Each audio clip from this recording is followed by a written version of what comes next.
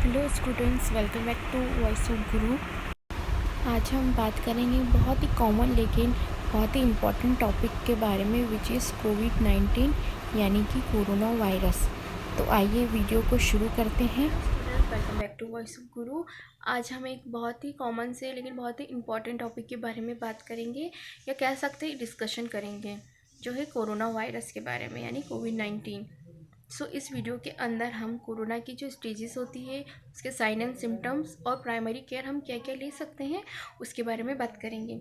आइए शुरू करते हैं इस वीडियो को। फर्स्ट जो इसकी स्टेज है वो बहुत ही कॉमन, उसके अंदर साइन एंड सिम्टम्स होते हैं, जैसे कि फीवर आना, कोल्ड एंड कफ और गले में खराश आना। सेकेंड जो स्टेज है इसकी पल्मोनरी फेज, इसे ही हम निमोनिया भी कहते हैं। ये थोड़ा सा ये मॉडरेट टाइप का होता है। इसे हम समझने के लिए दो भाग में डिवाइड करते हैं। First is second A and second is second B.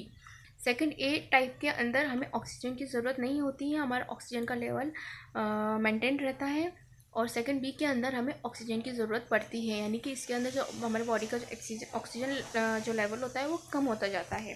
और सेकंड बी के अंदर पेशेंट डिटोरिएट होता जाता है और रैपिडली प्रोग्रेस होता है थर्ड स्टेज की तरफ। अब बात करते हैं थर्ड स्टेज की, जिसे हम हाइपर इन्फ्लामेटरी स्टेज भी कहते हैं, जो सबसे खतरनाक स्टेज होती है। इसी स्टेज के अंदर पेशेंट को सांस लेने में तकलीफ़ होती है, उसका ऑक्सीजन लेवल जो है वो भी रैपिडली बहुत ही कम होता जाता है और इसी स्टेज में पेशेंट वेंटिलेटर पर जाता है। थर्ड स्टेज के अंदर ही ADRS होता है, यानी कि एक्यूट रेस्पिरेटरी डिस्ट्रेस सिंड्रोम। अब बात करते हैं इसमें की जाने वाली इन्वेस्टिगेशन के बारे में। इन्वेस्टिगेशंस के बारे में बात करने से पहले हम इसके इंक्यूबेशन पीरियड देख लेते हैं। इंक्यूबेशन पीरियड वह पीरियड होता है जिसके अंदर वायरस हमारी बॉडी में एंटर करने और जब हमें सिम्टम्स शो होता है, इन दोनों के बीच के जो गैप होता है उसे हम इंक्यूबेशन पीरियड कहते हैं। कोविड-19 का इंक्यूबेशन पीरियड 1 to 14 डेज़ का माना जाता है और मोस्ट ऑफ पेशेंट के अंदर ये 5th डे पर इसका सिम्टम शो होता है और 14 दिन के बाद इसके सिम्टम्स भी गायब हो जाते हैं, ऐसा क्लिनिकल प्रैक्टिसेस में देखा गया है। आइए अब बात करते हैं हम इसके इन्वेस्टिगेशंस के बारे में। वैसे तो जनरली इसके लिए जो इन्वेस्टिगेशंस हैं RT-PCR को बेस्ट माना जाता है, जिसके अंदर कोविड-19 का पता लगाया जा सकता है। लेकिन नाउ डेज जो सेकेंड वेव आई है उसके अंदर इन्फेक्शन हमारे लोअर रेस्पिरेटरी ट्रैक को इन्फेक्ट करता है, जो कि RT-PCR में नहीं पता लगता है। उसके लिए हमें HRCT करवाना होता है, यानी CT, लंग्स का CT, उसके द्वारा ही हमें पता चलता है। तो इस HRCT के बारे में हम थोड़ा सा बात करेंगे। सपोज़ मैं आपको बहुत ही जनरल लैंग्वेज में बताती हूँ। हमारे दो लंग्स हैं, दोनों लंग्स को हमने 25 पार्ट में डिवाइड कर दिया। आपने एक स्कोरिंग देखी होगी HRCT की, अगर आपने किसी की रिपोर्ट देखी होगी 25, तो ये स्कोरिंग ही है कि हमने लंग्स को 25 भागों में डिवाइड कर दिया है।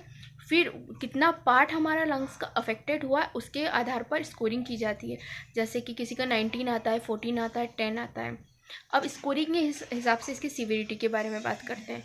HRCT का जो स्कोर है, अगर 1 to 6 आए तो वो नॉर्मल है, 6 to 14 अगर आए तो माइल्ड केस में वो काउंट होता है, 14 to 19 आए तो वो मॉडरेट केस में आता है और अबव 19 वो सीवियर केस में आता है।